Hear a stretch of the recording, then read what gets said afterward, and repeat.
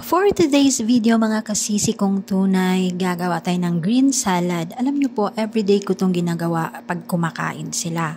Kailangan lang natin ng konting pipino, maliliit na gayat, tapos lagyan natin ng lettuce konti, tapos lagyan natin ng arugula or gerger sa Arabic.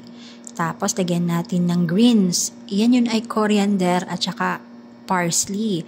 Kung tatawagin naman yan sa Arabic is bakdones at saka kisbara. Tapos lalagyan natin ng konting yellow na bell pepper, dadagdagan natin ng red bell pepper at saka hindi mawawala yung green na bell pepper.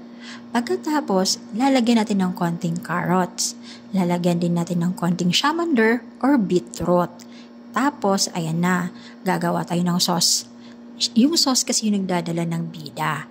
Kaya thank you for watching. See you on my next video. Thank you!